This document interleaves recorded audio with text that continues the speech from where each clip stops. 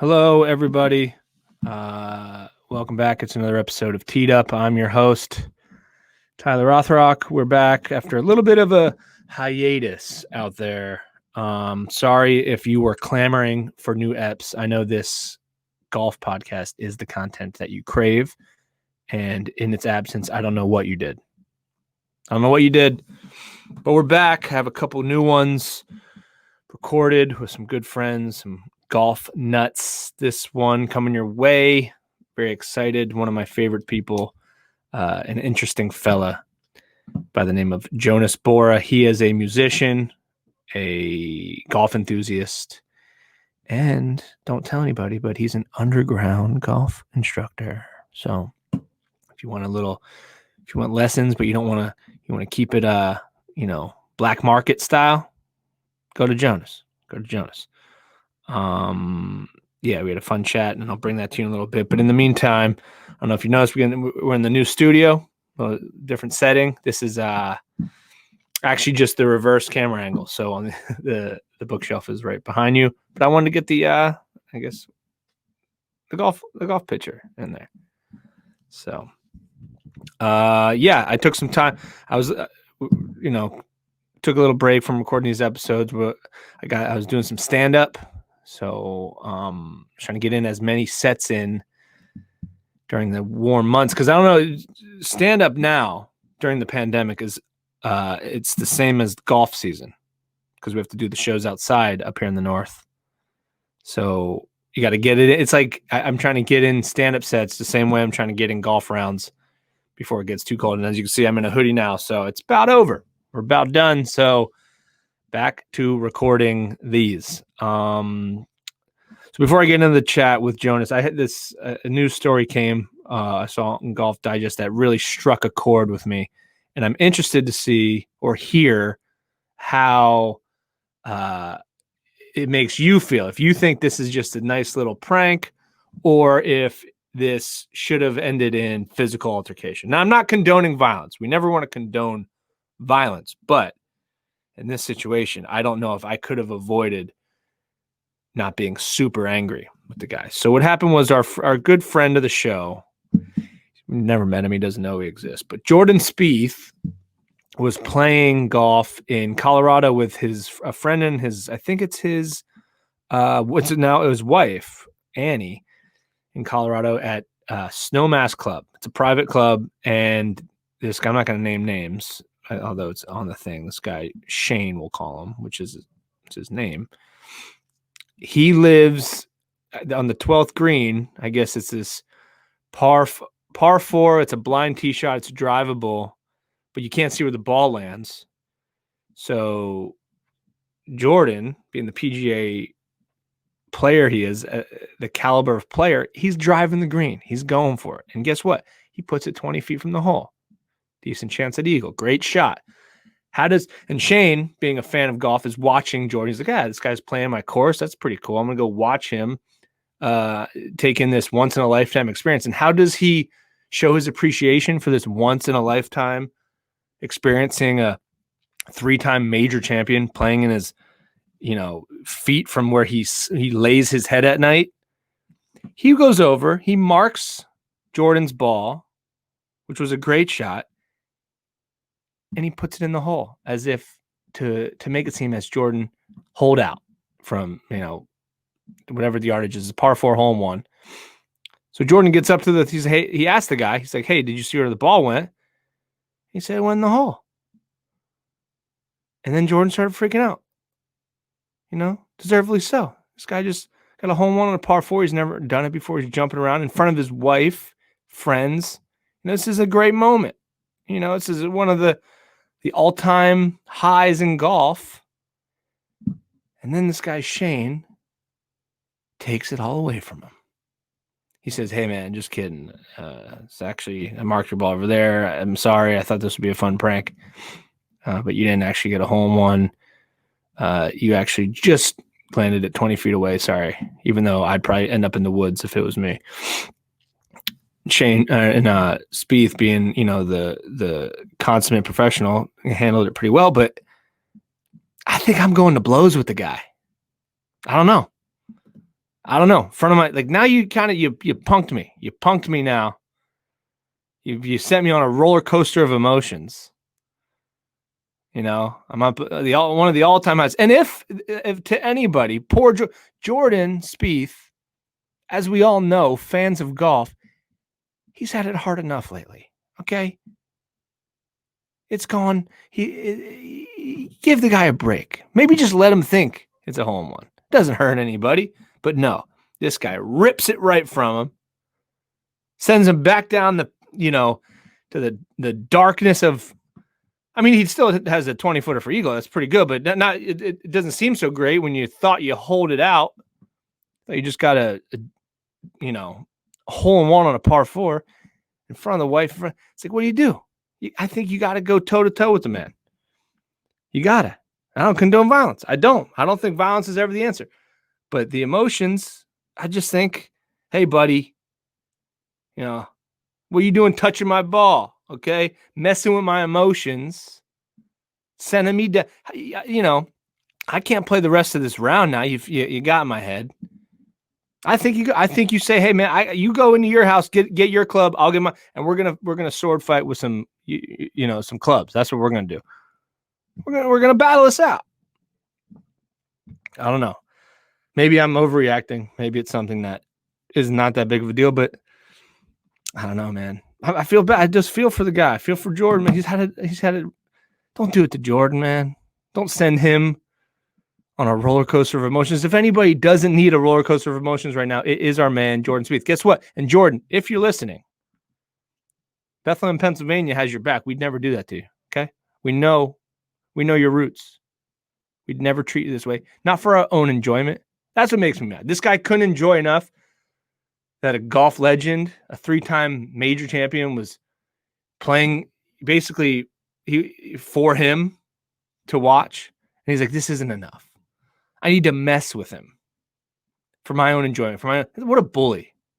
This guy, Shane, no. Probably was a bully in high school. Probably knocked books out of kids' hands and stuff. So I don't know. What do you guys think? Maybe it's not that big of a deal. Maybe I'm overreacting, but this is not right. And I'd love to know what Jonas, our guest, with. I wish this story came out before we did the interview, but I'm sure he'd have some. He'd have a good insight on this, but maybe he'll tweet about it. He will show you how to follow him. It's worth a follow. Trust me. Check out our interview right after this. It was a fun one. We get into a lot of stuff, and I think you're going to really enjoy it. And thanks for coming back and checking out more Teed Up. And enjoy the show. Thanks.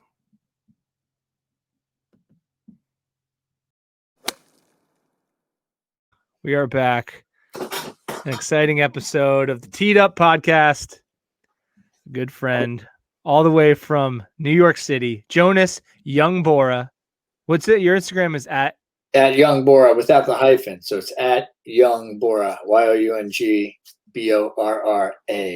Why? Okay, so tell people why you would be on this podcast right now. Or you don't even know yourself. I'm editing my name. Oh yeah, you could. There we go. There, look at that. Yeah, tech savvy. I've got techno joy, not techno fear, Tyler. Well, I met you in a little city called New York City many years ago. You came into the New York Golf Center. Were you a golf pro at the time? I was a legal pro. A legal pro, like an underground pro. Underground teaching pro. So there's actually no rules, okay, in golf that says that an amateur cannot teach. They basically set it up so that you have to go through the PGA program, right, to be validated to teach. But it's just like a life coach, right? I could say I'm a life coach. Yeah. And I'm basically a therapist, but I never went to school.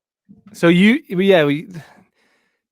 can't be a therapist without getting your your certification. Correct. So you don't want to be you don't want to be on a park bench. Actually, I had a friend that did that. This is a true story. In New York. He's a comedian. I will not say his name because he's probably he could probably get sued. but he set up a. He said he was a therapist, and he would take couples therapy sessions, but he would tell them that his office was under construction, and he would meet them in parks, and he was taking money. Listen, we live in a world where if you say something, you are it. And okay. But for golf, okay, ready? I'm a professional golfer.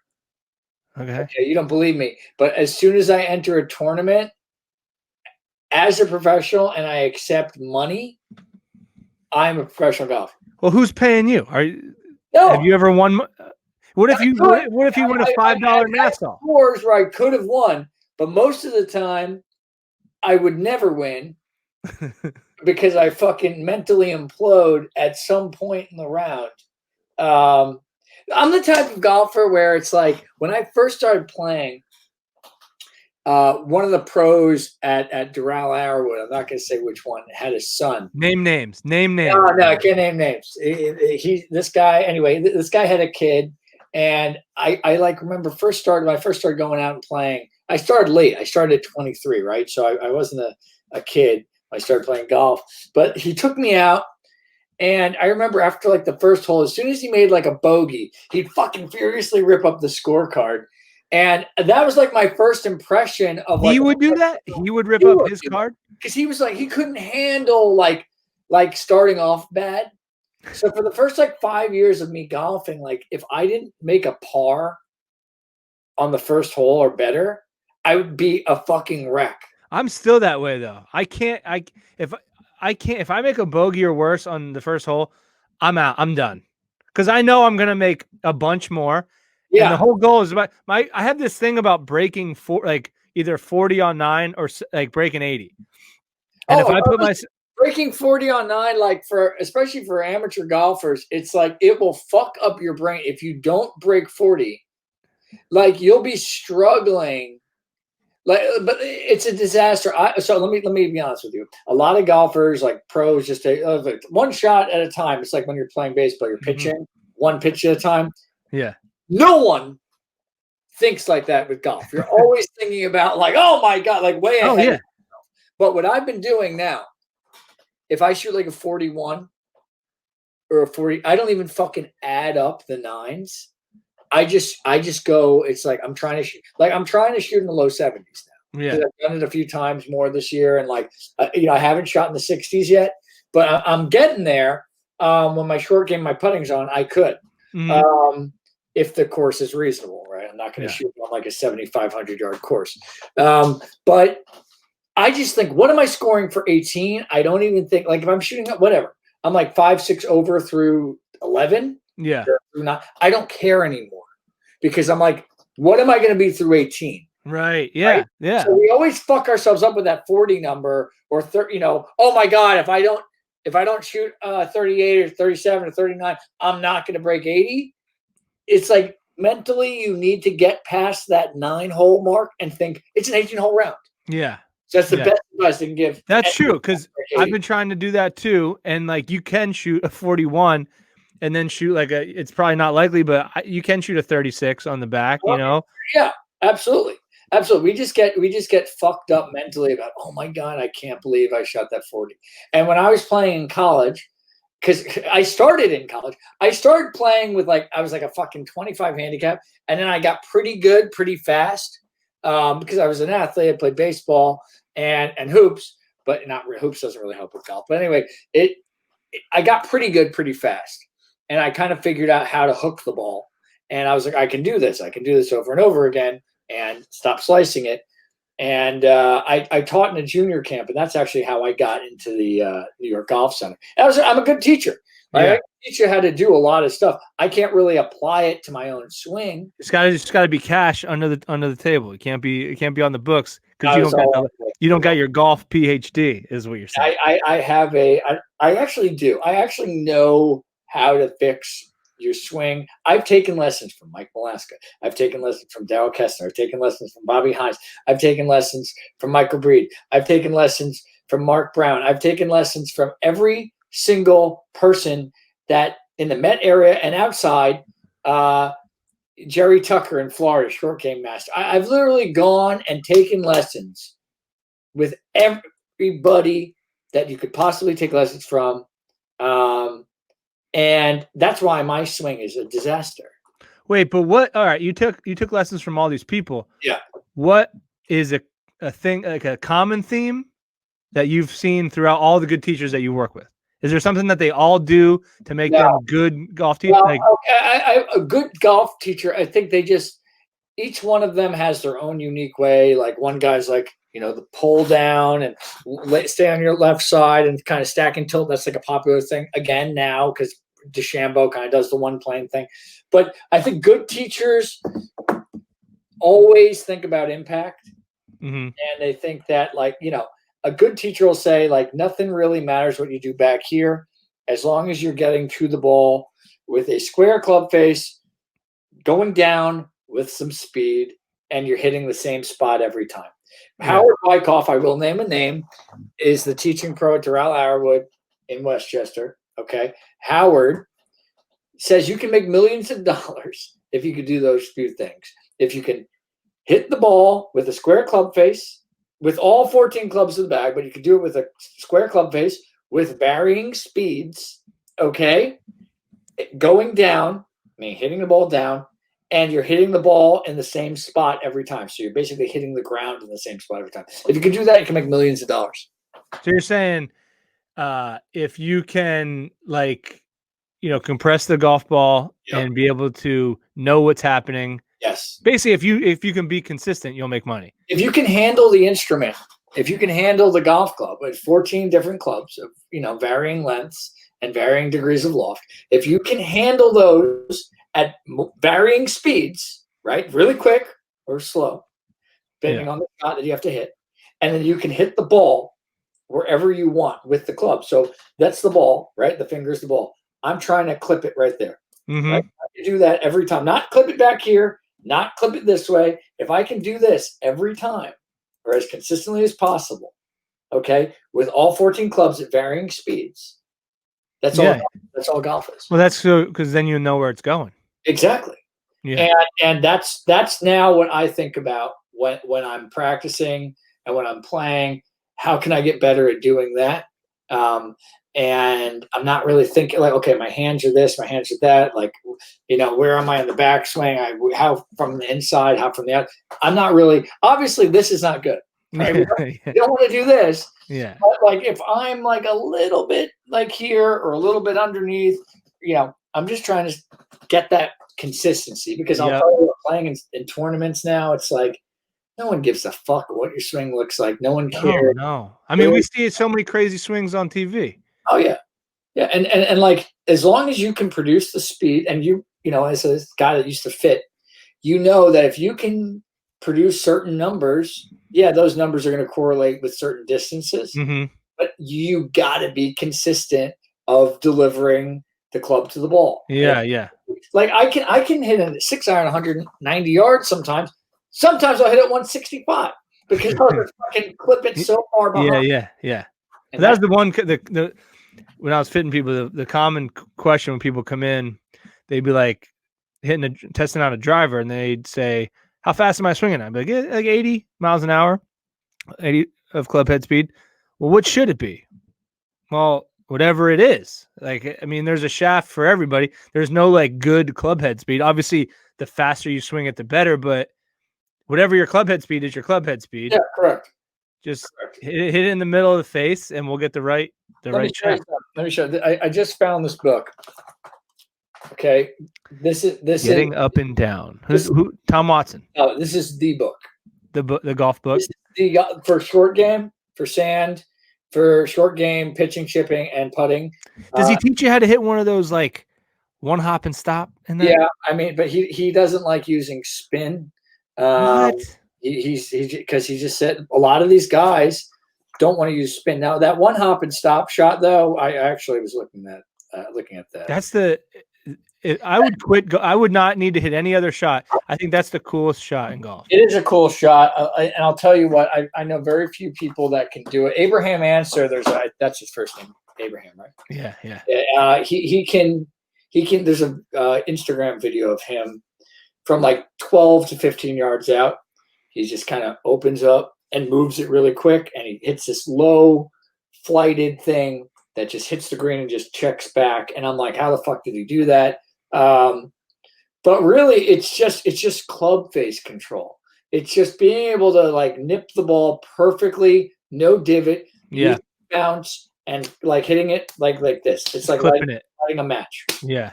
You know? Yeah. And you see these guys, like when Tiger does it, like he doesn't use much club head speed. It's not like it looks like he's really attacking. It's just kind of like the delivery of where he's lighting the match. You know what I mean? Yeah, yeah. Well, I was down at the BMW Championship when it was in Philly for a practice round. And Dustin Johnson was hitting, chip shots on the practice, like chipping green. And the guy I was with Mike Collins, who is like a commentator.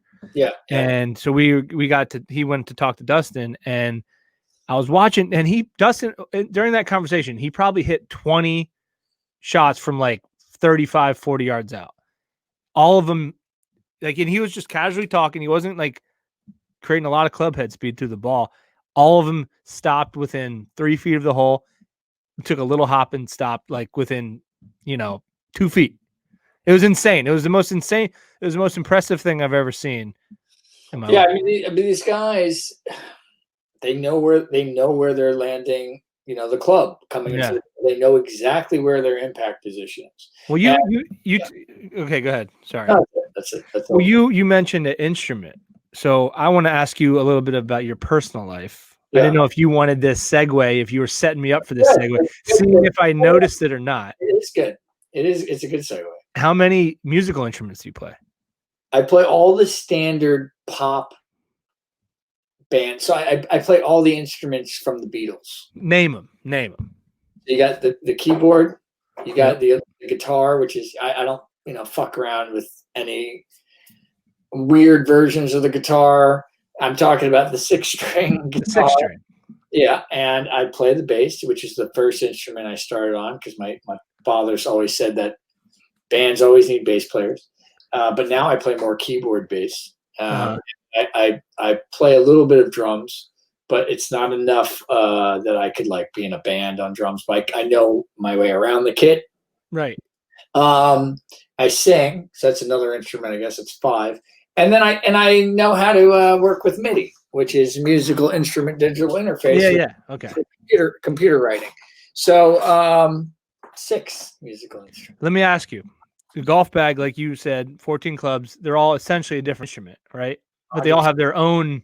I mean, they're similar, but how different is playing the drums to playing a guitar from hitting a driver to hitting a wildly different. But is hitting a driver to a wedge more similar than drums to guitar?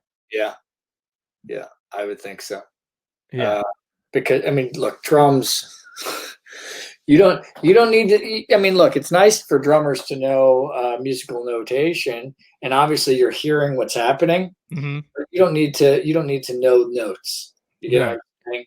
Like you don't need to know where the you kind of you understand what I'm saying. It's like you need to know beat and rhythm. That's a lot different than going. Yeah. Like there's fingerings and using when you're playing saxophone or something or clarinet, you're using your vocal cords and you're breathing.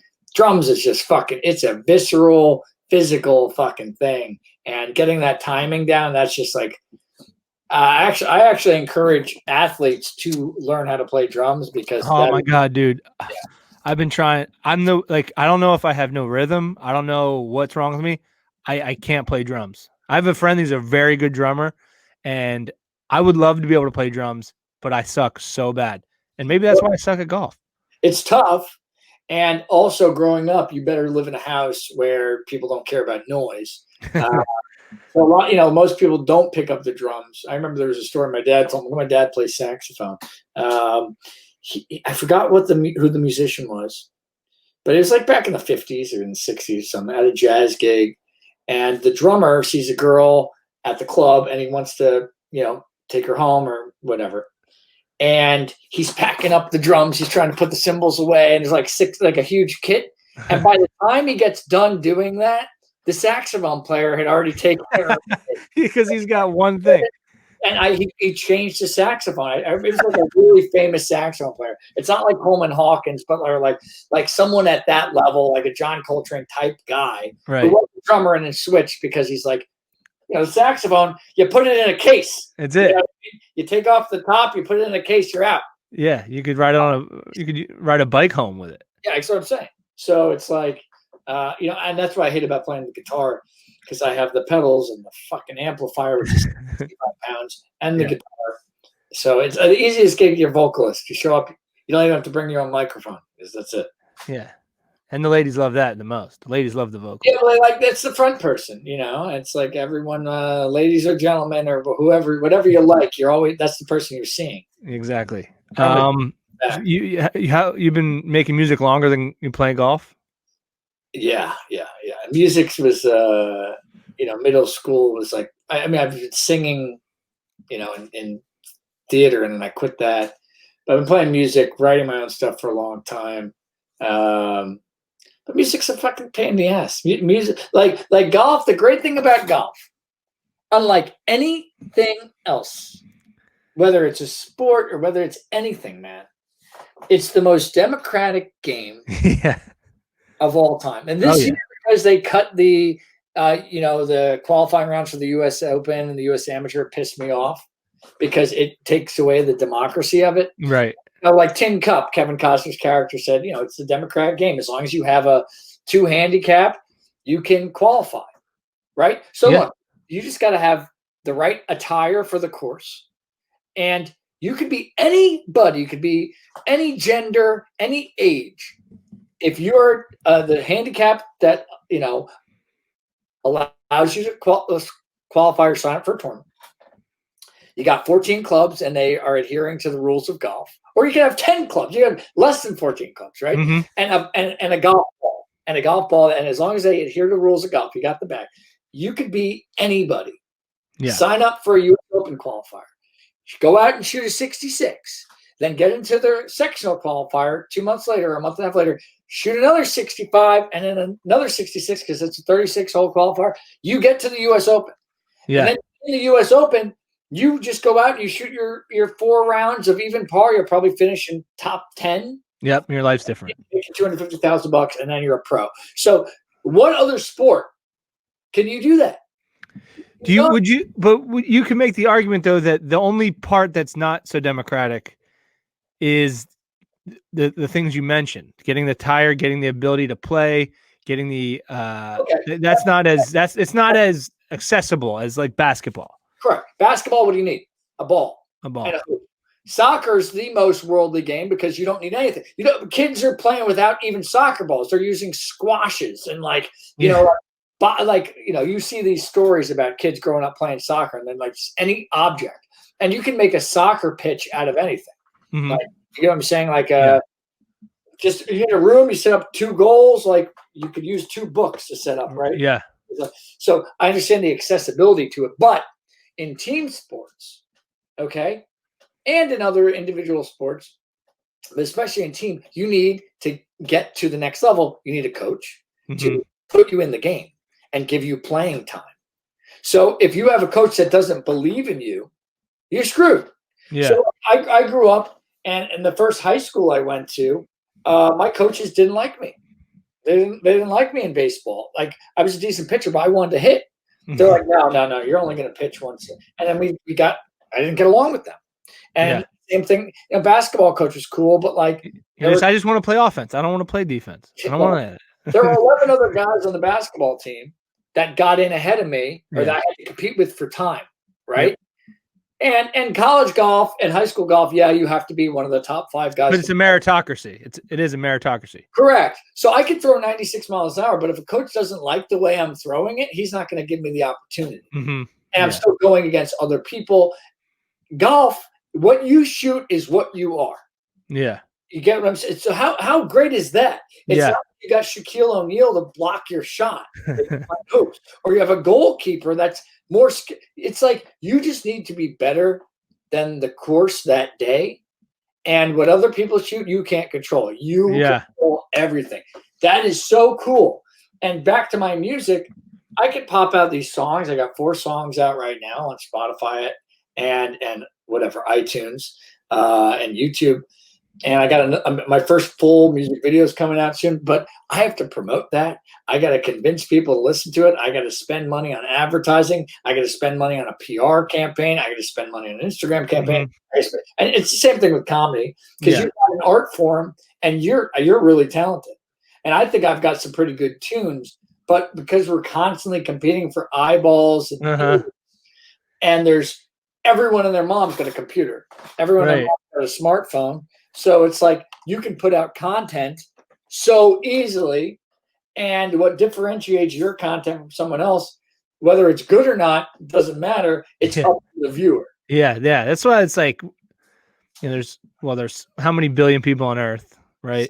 How many? And 350 million here. Yeah, and you're like, how are we competing for eyeballs? There's enough. There should be enough eyeballs, but it feels like we're literally competing for like the same 10 eyeballs. Correct. And like when I put stuff up on my socials, it's like I get the same people, and I love all these people. But they're people I know in real life. And I'm not an early adopter. Like if you were the first guy to go on Instagram and post comedy clips, like Instagram's a brand new thing. And Tyler, you're the first dude, the rock cock posted. That's an inside joke for all you kids out there. It's an Easter egg for the New York Golf Center folks. Exactly. But if you're the first guy or one of the first 10 guys or girls to post comedy videos on Instagram, use hashtag comedy.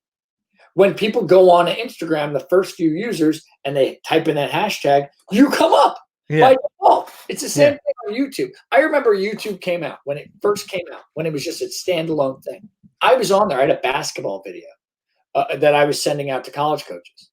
And I had like 70,000 views on this basketball video because it was one of the first basketball videos ever on YouTube. Now, I wasn't thinking, oh my God, like, hey, if I did videos like what we're doing right now, or I put up little piano videos that I'm doing on Instagram in 2005, I'd be fucking famous by default because I could just use a hashtag. And if you're the first person to put that hashtag up relative to your video and people search for it, you're going to get found.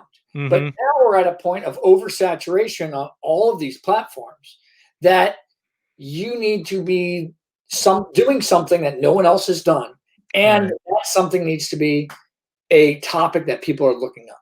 And you're very knowledgeable in this field, right? Self-promotion. So you've studied it. And that's also a thing that a golfer doesn't have to do. Like you're taking time away from creating music to learn this other skill, self-promotion, because you have to master that as well. So you not only have to make really good music, but you also have to master this completely different skill set where other professional athletes, for the most part, don't have to do it. No, like, sports, perfect example. A good athlete gets everything once they're good at being like an athlete, right? LeBron James didn't need to know how to like promote himself. He just is 6'9", 245 pounds, and can fly. Yeah. You know what I mean? So it's like he just needs to put the ball in the hoop and pass it off to other people. He needs to do that one thing good. Exactly. And then everybody else is like, we're going to promote you, Exactly. It's the same thing with a good golfer. It's like if you can shoot and score and like you win, like Bryson DeChambeau's kind of got like, I hope this goes viral. He's a little autistic. He's a little bit out there, right? A little, not like socially awkward dude. Yeah. He's a genius, but he's a socially awkward guy. And that being said, he doesn't need to brand himself. He brands himself through what he does on the golf. He doesn't have to give a shit what people think. His mind is like, I want to get as good at golf as I can. It doesn't really matter what I look like. It doesn't matter what I sound like. You obviously can't say certain things, or can't do certain things, but like I'm saying, like if Bryson DeChambeau was a keyboard player or like writing pop songs, and he had to do what you and I do, or thousands, millions of other people have to do, and like build their own brand, network. I don't think so. You know what I mean? He's just got his skill set, and like I said, he's a socially awkward guy. Or maybe but the thing is, there might be a world that we are unaware of where that stuff has to go on, like at lower levels, maybe, especially to get funding to be able to go on like mini tours and stuff. You got to, Sure. If you're trying to but look, to get funding for golfers, if you're a mini tour golfer and you want someone to sponsor you, here's the best thing you can do: shoot better. Yeah. Be good. That's it. If you doesn't matter. You could wear, two gloves, Tommy Game. He's got he's got two gloves. I know that guy. Or Boo Weekly.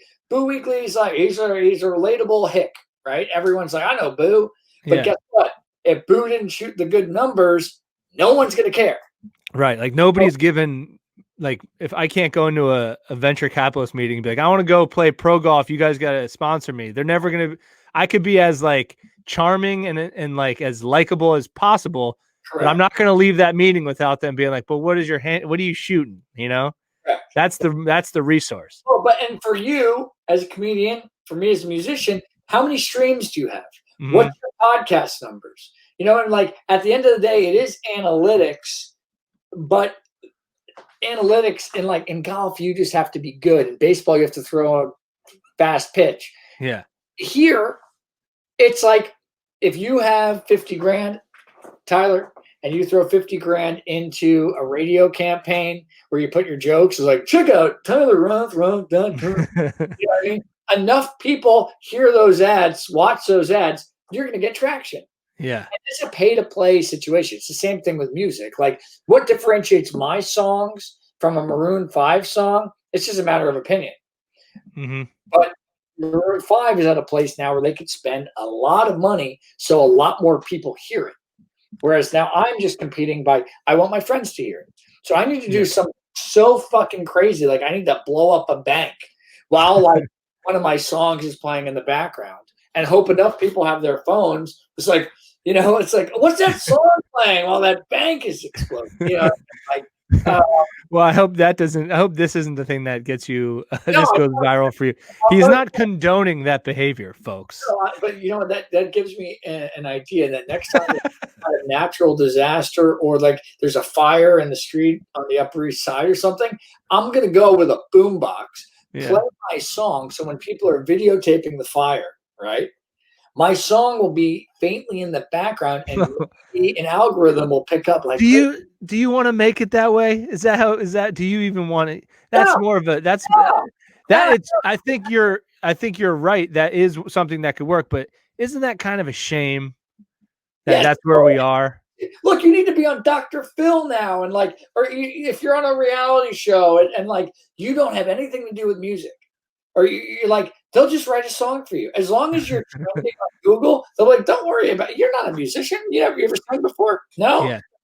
We'll write you a song. We got a whole team of Berkeley Music School guys ready to go. They write the tune.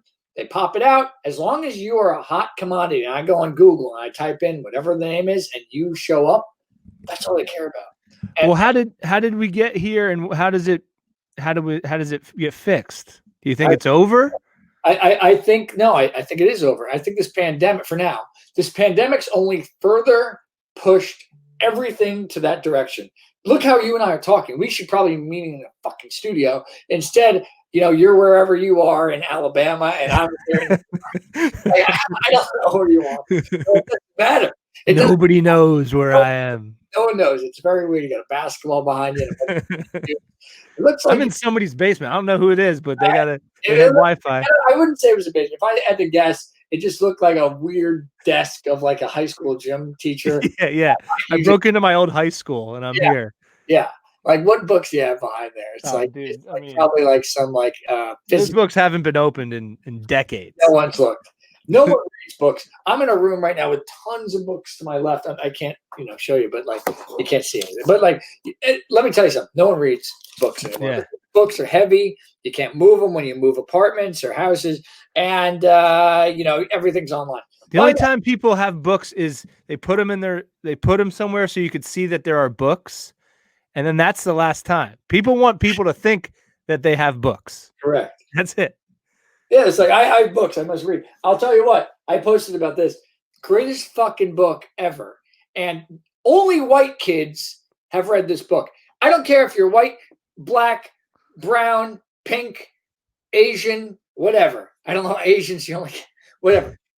Read the Miles Davis autobiography. This is the best fucking book. And Samuel L. Jackson's every single character he's ever played, motherfucker, Miles, motherfucker. Yeah.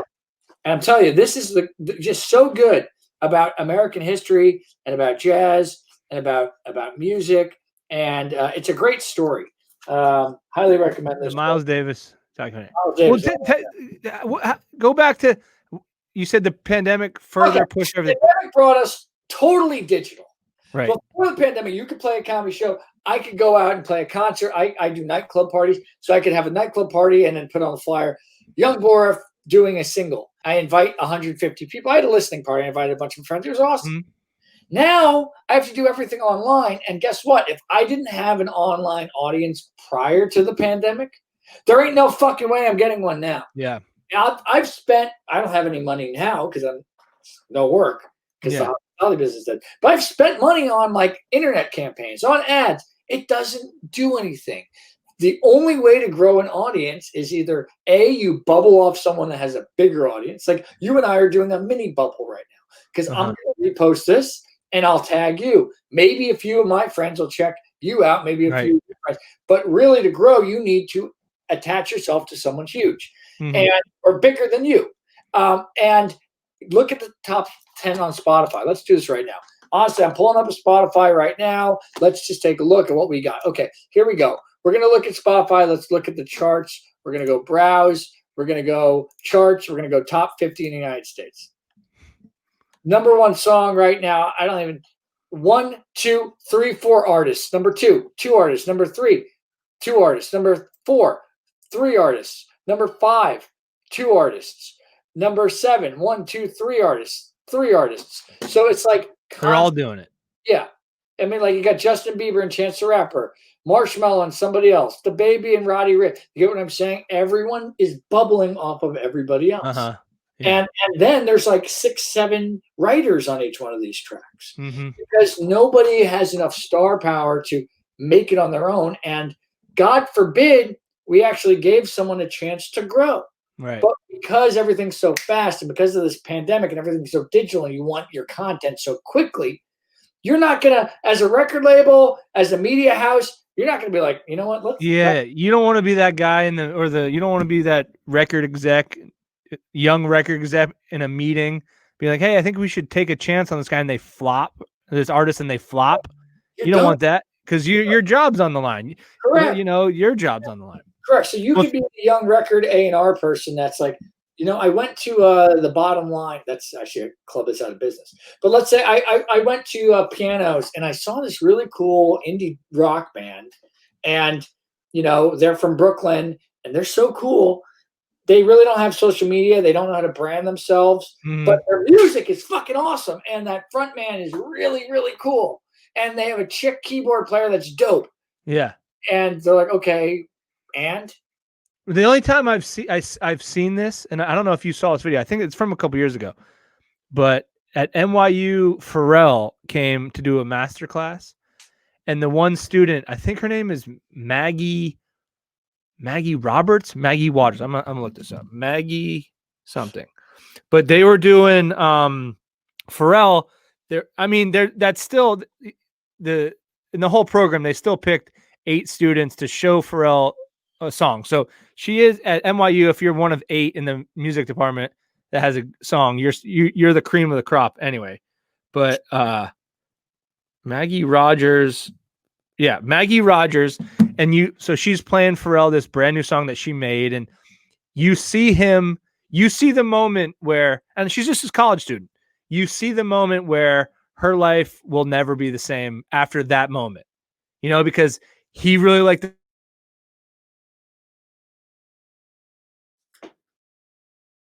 I lose you. And you're still there. Okay.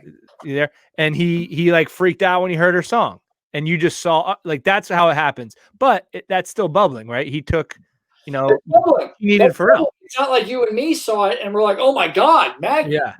it's so amazing. No, he has influence. Yeah. So it's like, unless you get in front of that, and that's what talent shows are. That's why people get discovered on TV for singing or a comedy show. It's a contest. It's a contest. It's not like anyone can just go out now and do the hustle of playing the clubs. They were doing it before the pandemic and no one was coming out of it. It's like Lady Gaga did that. She hustled. She's my age, but she hustled in the early 2000s playing venues, playing How clubs. did she make it? Did she attach herself to somebody? She's really good. She also had money behind her, right? She went to a $55,000 a year high school. It's not like she's poor by any means. But Stephanie went out and hustled and played shows, and she worked on her voice and worked on her songs, worked on her image. But she played shows. Yeah. Now, if you play shows, you can play shows for the next 15 years and no one will care, no matter how good, unless you grow like a huge audience. But the likelihood of that happening is slim to none, because a kid that just puts a video of himself singing on YouTube and has the right PR person push it to the right people, to the Pharrells of the world, guess what? That's all it takes. Yeah. And that's it. It does. And it does kind of prove your point about how golf is, a meritocracy and the most democratic sport, because during the pandemic, golf has exploded. Golf on TV, like the PGA Tour has exploded, and just the industry in itself has. Correct. So it shows you that, golf will if golf can have an uprising during this time, like it's here to stay, and it's a sport that not going anywhere. And the only thing that's going to hurt golf is there's not enough courses, but there are, in the cities, metropolitan areas. I did the math on this, right? Let's say there's like 300 members on average of every metropolitan area club in New York. You've got Westchester, you've got Rockland, you've got Dutchess, you got Fairfield County, you got Nassau and Suffolk, you got Bergen and the rest of New Jersey. There's probably only about 120 private clubs. That's a lot of rich people. Okay. Yeah. Because it's so expensive. I think the average initiation is like $26,000 in the section, which is ranging from like $0 to like $250,000, right? $1 million for like some of these clubs. There's only about 40 to 45,000 private golf club members in the metropolitan area. How many total golfers? Total golfers? How many would you say is in the metro area? 500,000, 600,000 people play golf. And only 1 out of 10 of those people, right, is a member at a private club. So that means there's 450,000 people trying to get tee time. How many clubs? Not many. There's not many public golf options. There's a lot of private golf options, but you have to have money. And that's where the only thing what sucks about golf is that it is expensive to get the 14 clubs, to get the, and you want to get into the shafts and the fucking grips that are fitting you exactly. It's not like you playing hoops. It's one ball. Yeah. It's the only sport where it gets more expensive as you get better. The better you are, you don't get rewarded for, you're almost like better off just being a weekend hacker because you can just walk out with anything. Golf, go Charlie's at the golf center, you buy a TaylorMade driver off the deck and you buy some golf balls, and it's still expensive though. It's a commitment to play. It is a commitment, and then once you're on the course, it's slow. You have to spend in a public course 5 hours, 6 hours on a time. Course. Yeah. So what do you think is the solution to that? Because we're at a crossroads where I think more people than ever are going to start playing, especially people are going to start playing that haven't played in a long time or never tried it. Even all limited courses. The driving ranges are slammed. It's like you can't even get into a driving range. I think, and I wrote this for GolfWorks a few years ago. Look, baseball, you've got little leagues, right? Where kids can go and play. And private courses have junior programs, and sure, there's the first tee, but that's more about respect and no rules and actually learning golf. The key to growing golf is to not have full golf courses for people, young people, and older people just getting into the game, and for women trying to get into the game, right? Yeah.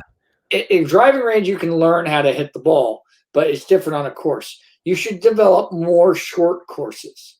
You know what Oh, I'm saying? So I put on GolfWorks. We need to have a little league size golf courses, more municipal like pitch and putts, yeah, more short courses where it's not 7,000, 7,500. Those are for the pros. yeah, I carry the ball. I can hit now. I'm hitting it really far because I got some more club head speed. I can hit the ball 280 yards, 275 yards, pretty consistently on a normal 70-degree day without any wind. I can hit it. That's perfect conditions, downwind. dude, I've been when I get pissed off when I'm losing now, and I just don't care. I'm hitting it really far. But the Yeah. fact of the matter is, most people aren't going to hit that far. Uh-huh. But they're going to go on a course with someone like me and you who are going to hit it far, and we're going to be waiting behind them. That's not the way to grow the game. To throw people out onto a public course and like on a Sunday afternoon. No, build specific golf learning facilities or golf learning courses where, hey, me and my two kids can go out and play, but the holes are like 80 to 150 yards, Mm-hmm. you know, and they're just like fun par Yeah. threes or short par fours. And there's a little pitch and putt 6-hole course in Port St. Lucie. It's free. Yeah. They literally have mats for the tee boxes and these cute little greens, a little sand trap. Yeah. You can go around it as many times as you want. Yeah. And that is the greatest thing ever. Because if I'm just like, you know, taking my kid, or I don't have one, but you get what I'm saying, or if I'm just learning golf, okay, I'll go to the range and I'll learn how to play with a wedge and a putter, and then I'll go to this short course and I'll get better that way. Yeah, I mean, there's in Bethlehem. I'm in not now in Alabama. I'm in Bethlehem, Pennsylvania, Close enough. and there is it's basically the same thing. Yeah, But no, people will get offended if Jonathan they hear me say Taylor that. Thomas is from Bethlehem, Pennsylvania. That's true. That is true. ran Hasn't into been back. Hasn't I been ran back since he's been famous. But years ago. He's in acting class with me. I said, "You look really familiar." I said, "Where are you from?" And he goes, "Bethlehem." And I'm like, "I don't know." wait, really? You met Jonathan Taylor Thomas in an acting class? We were in acting class together, and then I was like, I left, and I'm like, wait. This guy was in my grammar school girlfriend's locker.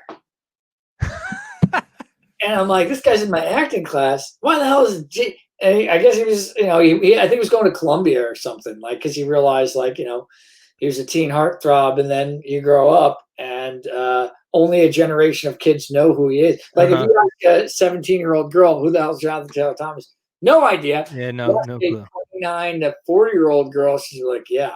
How old was he post? Like, how far removed from celebrity was he? It was years. It was, you know, how old is Jonathan Taylor Thomas? Jonathan Taylor. He's probably 40. 80. He's 39.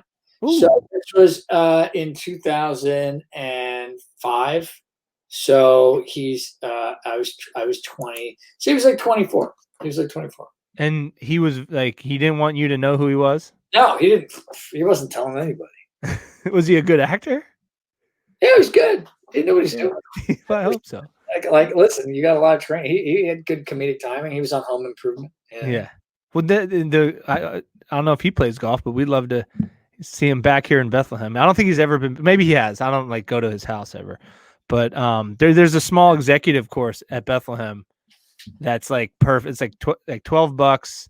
It's not That's long. it. You can let it's to maintain these courses is expensive, and that's the like. I was like, I should open a small 18-hole like par 3 course in Westchester and charge like whatever $25 a round, and like, you know, like give out golf balls. So it's like, hey, if you lose your ball, like just keep going. Yeah. Like, this isn't about that. This is just about fun. You know what I mean? And like learning how to play. Yeah. I just think that it needs to be more accessible for people to get better. And because it's a hard game to get good at, because it's consistency and starting at an early age, learning the instrument. It's like anyone can play the piano, anyone can make noise. But if you want to get good, you got to go through the scale. You got to do it slowly. You got to have some patience. And golf is the same way. It's like, what do you think? What do you think about like places like Top Golf? Do you think that's good for growing the game, or is that a diminishing return? I think that's just I don't think Top Golf is growing golf. I think it's just getting people to do an activity involving golf. Uh-huh. It's like Top Golf. It's like I know friends that have gone to Top Golf and they're like, "Oh, I was hitting it so good," and I've taken them out for a lesson, and I was like, "No, you weren't." Well, And, golf should never be the secondary attraction to golf. Like Top Golf, the golf is the secondary attraction. correct. The drinks, the food, Hanging out. It's hanging yeah. out while you're doing stuff. Like if you and I go to Top Golf, it's going to be competitive and it's going to be. Yeah. But if you want to like grow the game of like being able to play and I guess enjoy it, I don't know. I mean, it really depends on the person. Like some people enjoy just writing songs and playing music. They don't care if they get any streams on Spotify. So it really depends on what your goals are as a person. And that I've taken an overall approach because I always think about what do I want to do? What does Tyler want to do? I was just gonna ask you what your goals were. Well, for me, it's like I've just always wanted to be in a place where I can write songs and get finished products and get them out to a massive audience. My goal, like I wrote 2 things today and I sent them to a producer friend. He's like, "These are fucking awesome, but no one's going to hear these." So it's like, I feel like I've got a decent enough skill level with my music. I could pump out tunes that if there were other artists that I was able to get in touch with, they would like be able to make these into full productions and get music better. And you asked me a question about like, what do I think's the answer? Like, are things going to change? I think when people can go back to shows and people can go back out to doing stuff in reality, they're going to want to. And I'm really hoping that we're all going to get off the computer and off the phone and back into reality a lot more. But my hope is that the record labels, the people in the movie business, the people in entertainment start using their ears and eyes and stop relying on statistics and analytics to make their decisions. Because the quality that we're getting in the arts isn't as good as it was a generation or 2 prior to us. And I think that our age group, when we're in our 50s, so that's in about 20, 10 to 20 years, depending on how old you are. I think we're the last ones that grew up with like regular Nintendo and not grew up with the internet until we were teenagers. And so we kind of know what it was like to actually go to a record store and buy stuff. Yeah. And have value of music and have value of a DVD. So art is actually, musical or visual art has some value to us. It's not just like, yeah, I can go on YouTube and look at everything for free. I think when we are in charge, we're not quite there yet. There's still people in their 50s from the 80s who are just like, I need to turn a quick buck. But I think our generation, kids that were born in the Reagan administration or the Clinton administration, early Clinton administration, are going to make some major changes and hopefully bring back you actually need to have some talent, and we're going to be able to foster that talent as opposed to relying on, a quick viral video to determine fame. Look at Lil Nas X last year. He came out with the number 1 streamed, number 1 download song of all time, the Old Town Road. That song was a remix of a remix, right, that he downloaded off the internet, didn't originally have the rights to, and then spent some money to rap on it and do his thing and catchy, fun lyrics. But he had a base of followers on his social media platforms that had grown for years. Right. By bubbling off of famous people. He had like a Nicki Minaj fan page. It was huge. And because he had that audience, he was able to send that audience to his new little song with the lasso. I don't think that kid's ever going to produce anything else ever again. Will he need to? He's not. He can't. That's not retire money. He can't. He doesn't have retire money. Well, he does. He's got a few $1 million. Yeah. It's the number 1 song of all time. He's got a few $1 million. Now, granted, he doesn't own all the rights to everything, but he's got a few $1 million. Where he doesn't need to do anything else ever again. I mean, he's not going to live like, he's not Patrick Mahomes money, but he's got more money than you and I would ever be making. And guess what? This kid did one thing. Yeah. And guess what? He's not a musician. He never spent the time. He never spent the hours to learn how to golf, as we're talking about. He went Right. to Topgolf, and he went to Topgolf, and he made a silly video, and that silly video based on he spent the time playing around on the internet. Yeah. And that's what kids do. It's like you ask a kid, what do you want to do? You want to be an influencer? I want to be an influencer. What's that mean? What's that mean? You need to have influence. That's the worst thing that's ever happened. But that's what we're selling. That's what the world is. It's like I don't want to be a guitar player. I want to be a DJ. But what's that mean? I'm playing other people's music. Yeah. And like there's gonna be a breaking point, man, where there's gonna be so many people that want to influence and so many people that want to use other people's shit that there's not gonna be enough people making good shit. Right. Yeah. At what point is there more people trying to influence than people that are being influenced? We're here right now. Like everybody's an influencer. Everyone's an influencer. But then you're influencing people that want to be influencers. Like what the hell? I feel like we're in like a alternate universe. We are in an alternate universe. We're in a fucking pandemic. New York City, the city that never sleeps. You have to be out of the restaurants at 25% capacity by like 11 o'clock. Yeah. Like, what is going on? And this is why this whole conspiracy theory about this pandemic, it's like, yeah, it's obviously real. It gets people sick, but it's given the government and people that want to run shit a certain way more control than they ever had before. They can mandate everything, and they're putting us all online here. So it's like it's like super fucked up. And when you apply it to art, when you apply it to anything, it's just like, oh my God. The only way I can like make money off of art is to spend money on ads through major corporations, Google and Instagram, and Facebook, Deezer, whatever the fuck it is. I gotta spend my money online. I can't do anything in person now. Right. Yeah. So it's like this pandemic has only aided big tech and big government. That is fucking scary shit. It's just, don't you wish you could have just play a golf match, or it's like, that's the worst. I mean, you're either better than the person you're not. It comes back to the meritocracy of it. Like I just wish that it was as simple as if you're making money playing people, for a couple bucks, because then you show up at the course and you either win or you don't, but you didn't get cheated unless they cheat. Because golf, you never, unless they're cheating, you can't get cheated. Correct. Look, and back to why golf is so great.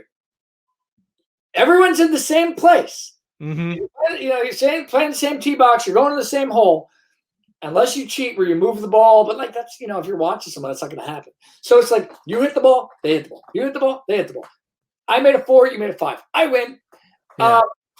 Doesn't happen like that at all in anything else. It seems like, to keep the golf analogy, we're sometimes, especially when we're dealing with extremely powerful people, we think the hole is one place and we're halfway through the hole and they're like, actually, that's not where it was. It's never been there. And you start questioning, well, I thought it was there. No, it's over there. Hit it that way. And then you hit it that way. Like, actually, the hole's over there.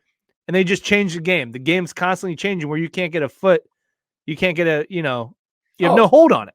Correct. I'm telling I have this thing called Music Artists Anonymous. Music Artists Anonymous was like a group with my music friends, and we meet on Mondays on Zoom, and we have different people from the industry come in and talk to us about what's happening with promotions and then the music industry. And I'll tell you what, I spend all this money like to grow my Instagram, to grow my Spotify. It's basically pissing into a black fucking hole.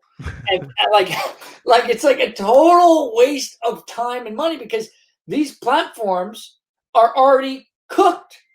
It's like a piece of meat and it's like way past well done now. It's like you need to be the Christopher Columbus or the Leif Erikson or choose your favorite explorer on a new platform. You need to be the first person on a platform that blows up. So Tyler, if you're the first comedian on a new platform that no one's ever heard of, you got a chance as long as that platform gets down. Like if you were one of the first kids on TikTok, Yeah. Who knew about TikTok 2.5, 3 years ago?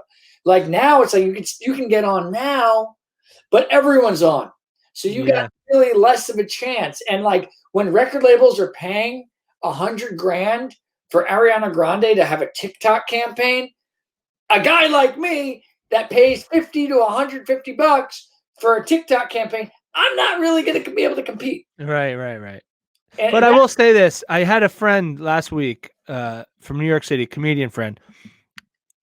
He just had his head down since I moved to New York. He's been in New, and we weren't like super close, but he's had his head down, just worked hard, sold a show to Showtime, and he made it.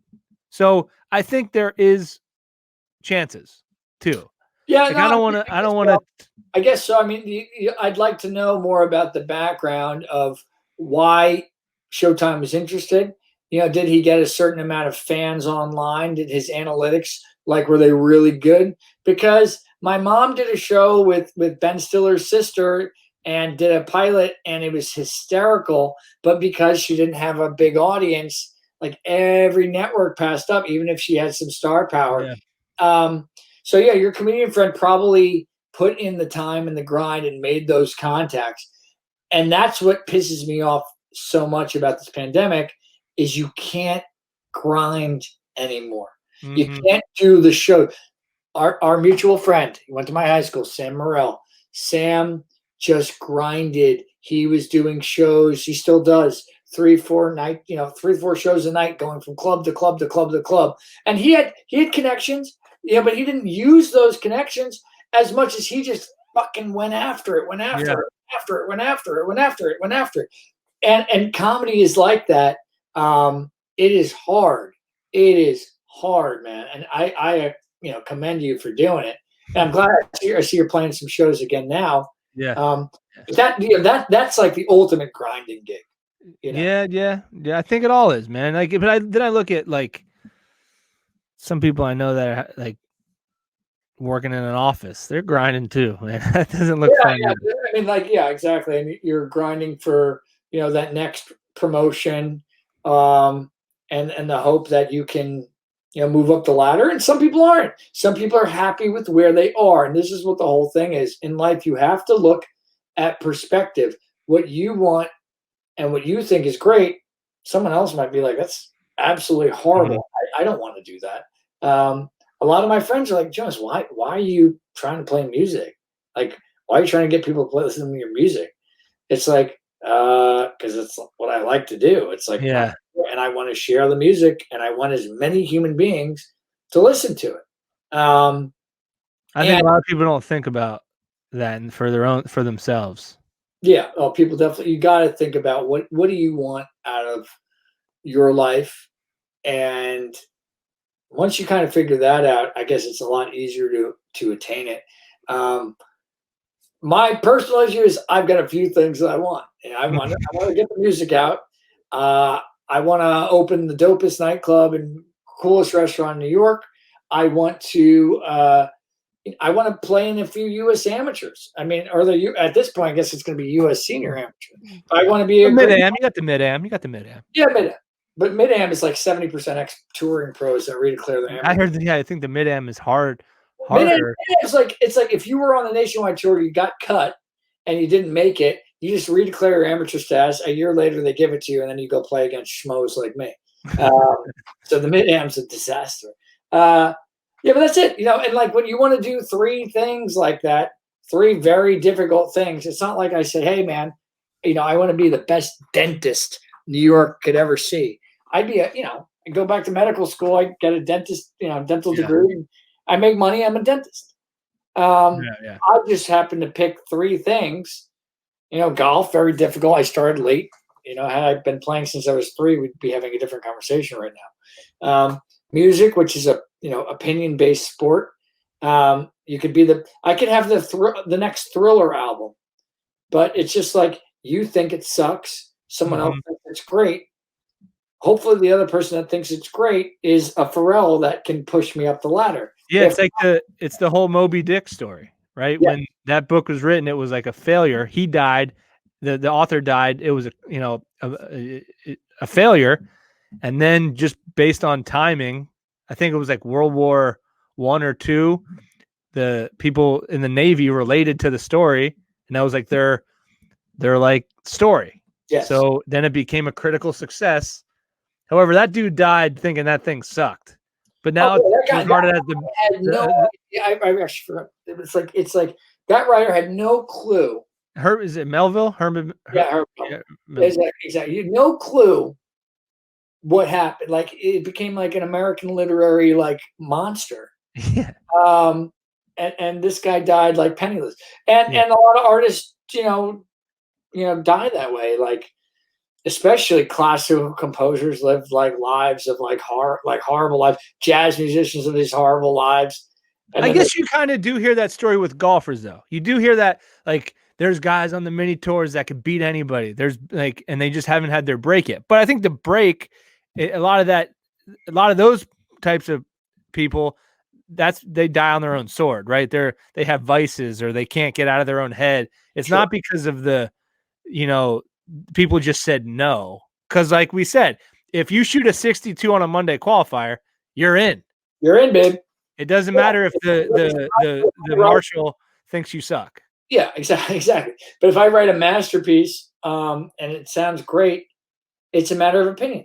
You could think Tori Spelling's the best actress in the world, and I could rightfully say she's the worst. But you know what I mean? The only difference is going to be like, well, Tori Spelling's dad has a lot of money and can put her on 90210, and then it's going to become famous.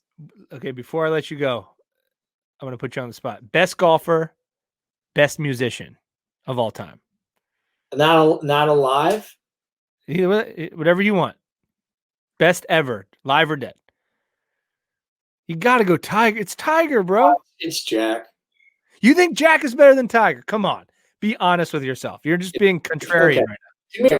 Watch the Shell World of Golf matches where Jack is playing fucking Sam Snead and all these monster dudes.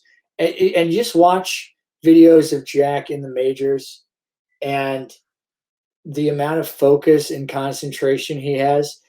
And with the clubs and the equipment they had. They all had it, though. They all had the same ones. Let me tell you something. If you give those guys the equipment we have today against the players we have today, they are destroying people. I understand you're saying, like Oscar Robertson as a basketball player was like, they didn't have the 3-point ball like before like the 80s. So it's like you can't judge generations against each other, but I have a feeling that like you take some guys like back, you put like Walter Hagen or Bobby Jones with today's gear, they're going to destroy shit like you wouldn't. You think they would beat Tiger at his prime? Oh, yeah. You take a young Bobby Jones and you give him a freaking Titleist TSI 3 with like a graphite design shaft and like a fucking golf ball that doesn't really spin left or right. This motherfucker's gonna be like, what the fuck have I been playing with stick? He's just gonna like he's been playing with some like wicker like Look, shafted. Read Sam Snead's biography. Sam Snead went into the woods and cut himself, made a driver, like literally cut down a tree and like chopped it up. So this dude swinging a fucking pole. You give this Sam Snead like in his 20s or 30s like a freaking real driver, a real iron with like, oh my God. Are you kidding? Iron Byron? These motherfuckers go out there and shoot like 53. Like, no. Yes. No. Look, I'm telling you. There and look. Okay, hold on a second. What's the name? Leatherstocking Golf Course. Okay. It's in Cooperstown. There's a plaque. Because like some baseball player, I forgot, it was like Yogi Berra or something, hit like a 370-yard drive downwind with like a stick, like 200cc wooden head. Like, oh my God, you get one of these guys. Like, it's like, come on, dude. Like, you can't judge energy. So Jack, yes, by far and away, better than Tiger. Tiger has a great mentality. Tiger obviously, like, beat the guys, changed the game, being who he is and what he looks like. And then he came back and did it again. Correct. He beat the guys that he inspired. So that's very cool. And he got over his personal demon. That's what, dude, with all this artificial intelligence at our fingertips, we couldn't create the hypothetical Jack in his prime versus Tiger in his prime match. We could do that. We make holograms of Tupac in concerts. We could definitely figure out a way to make this happen. I'm competing against fucking dead. Why? Like, what the fuck? Like, they're just gonna bring back like Jim Morrison and be like, oh, and I guarantee if they put a hologram of Jim Morrison. I tried looking up this technology. I'd go see it. Yeah, I would go see a Doors concert. Are you kidding me? Just hologram? How much? $100? That's fine. Sign me up. And then the same night, there's a hologram Doors show. There's like 30 new bands. Yeah. Play for my attention. Yeah. Fuck. And okay, so greatest. What was the other musician? Musician. Mozart or Johann Sebastian Bach, because let me tell you, these motherfuckers could do anything they wanted with the keyboard, with the piano, with writing music. It's like their brains were just like, if you ever see Amadeus, best movie. See Amadeus, great fucking movie. But like, obviously different time. Modern musician. Well, Eddie Van Halen just passed away. What he did for the guitar is unbelievable. And what I mean by that, it's like there's very few musicians, right, where when you hear their work, it's just like, whoa, what the fuck was that? Yeah. Dad describes being a teenager in the 1960s, and growing up and you're listening to Buddy Holly and you hear the Beach Boys and it's fun and it's progressive, I guess, because the 50s. But he told me he was a teenager, like 15, and he turns on the radio and the MC goes, and now we've got Purple Haze by Jimi Hendrix. And when it came on, my dad was like down, and my dad was like, what the fuck is that sound? I've never heard anything like that. And that was just new. It was amazing. Yeah. And Van Halen, when he played the guitar, like George Lynch, who's another guitar player, went to their first show when they were called Mammoth at the Viper Room in LA, and he was like, I need to go practice. Because he was just so good when he did the instrument, was so unique. And I don't think we haven't had that moment in music in a while. Like Michael Jackson, the moonwalk. Like someone's moonwalked before him, but he took it to that next level, and he was like, holy shit, that was mind-bending. Right. And there hasn't been a moment where, can there be one? Or I guess you don't know. You don't know what's out there. I don't know who that's going to be. And right now we're just getting copies of copies of copies of copies. The Weeknd is a poor man's Michael Jackson, right? Billie Eilish is like I don't know, like it's just, there's nothing amazing about that to me. Even my stuff's not groundbreaking in that way. It's good pop music for sure. I've got good melodies, and I'm talking about cool stuff, but it's not like I'm not Jimi Hendrix, I'm not Van Halen, I'm not Mozart, I'm not Duke Ellington, I'm not Miles Davis. So that's what, like, I guess we're looking for. We don't know when it's going to happen. We don't know how it's going to happen. Tiger Woods is that of golf, right? And it hasn't been that. I mean, Bryson possibly. Bryson is. And see if this pans out the way it could. Yeah, he might be reinventing the game too. Well, he's a fucking scientist.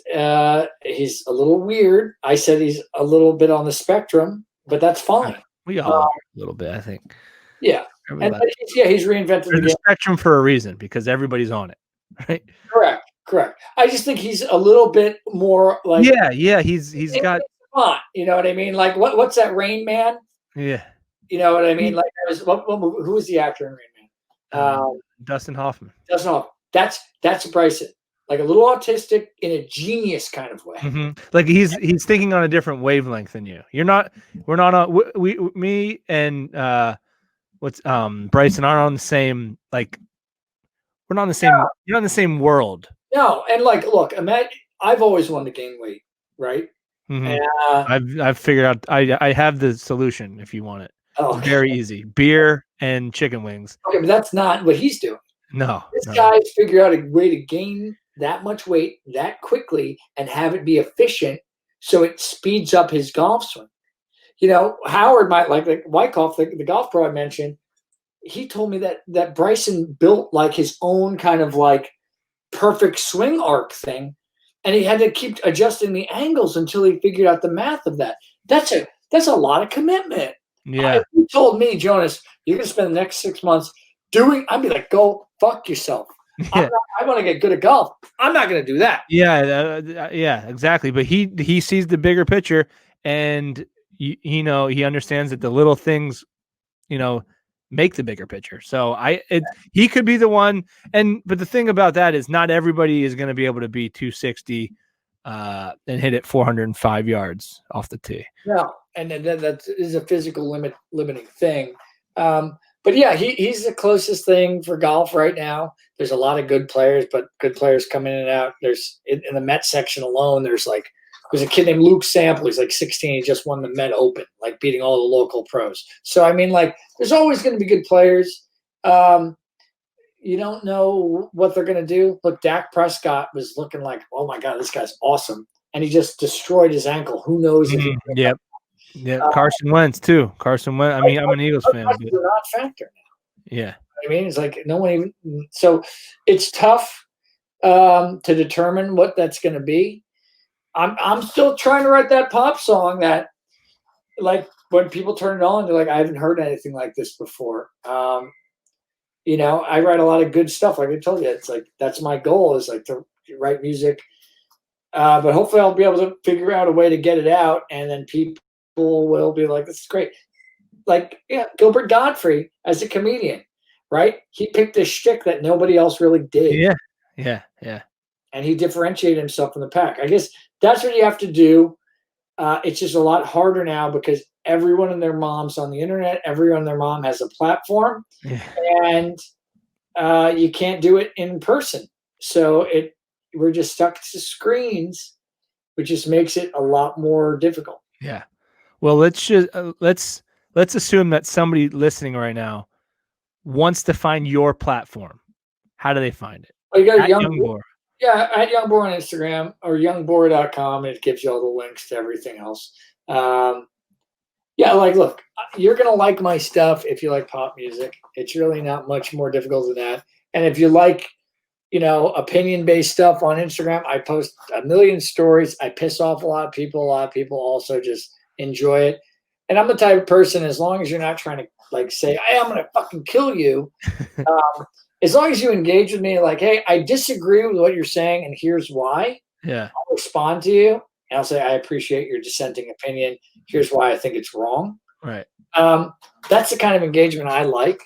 Yeah, people tell me all the time, like, stop complaining. I'm like, well, when you fucking lose your fucking shit, you'll complain too. But I get it, and I appreciate it. So yeah, if people want to find me, I'm pretty easy to find. All right. Well, Jonas, this was fun. I had a good time. Yeah, thank you for letting me talk for like 70 minutes. If I wasn't talking to you right now, I'd probably just be screaming into your Instagram. Yeah, like exactly what I said for an hour and 10 minutes. Yeah. Well, I'm happy it's me because I had a good time. It was fun. All right. I don't like the Jack over Tiger thing. We're gonna argue that again. I'm gonna get my facts right. I'm gonna get some second opinions. I'm gonna get like a team together, and we're gonna argue on the Jack versus Tiger debate. Nation's so divided right now. The nation's so divided. It is. I mean, look, I don't even know if is Jack the greatest ball striker, or is he the best winner? Like that's another question. Like Mo Norman, apparently another guy on the spectrum, was the greatest ball striker. The guy couldn't miss, but you put him in a pressure situation in a tournament, he probably didn't play as well. There's that's where stats matter. That's why Jack's the best because he won the most majors. Fair enough. I'll take it. Jordan's Fair the enough. best he never lost, right? Fair enough. Wait, well, we'll see what the people think. We'll let the people decide. Last question for you. If LeBron, because you can never catch Jordan. You can never catch Jordan. I have a theory, and you've probably seen it. But what is the one thing that LeBron can do to catch up to Jordan? In terms of winning championships?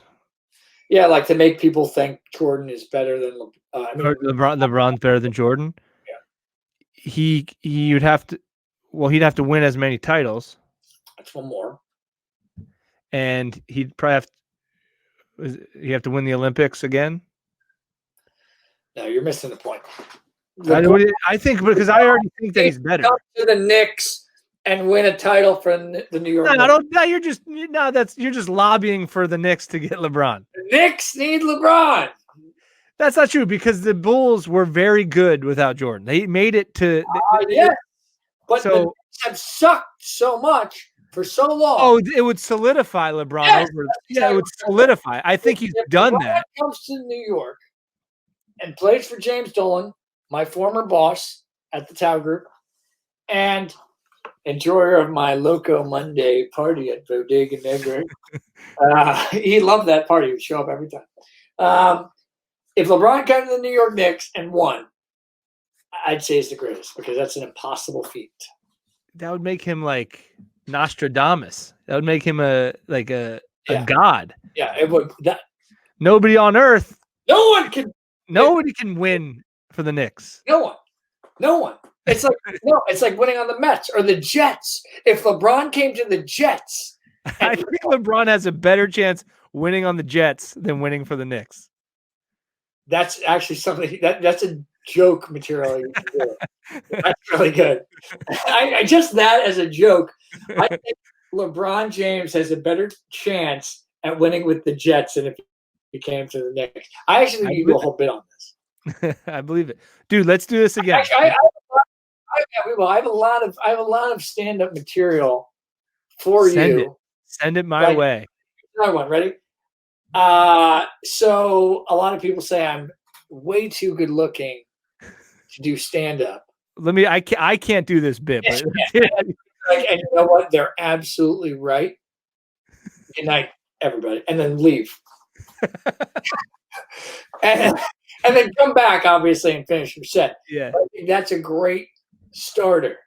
Nobody's looking at me doing that bit and thinking it's real. I think it's even better looking. It's a better look from from you. What are you trying to say?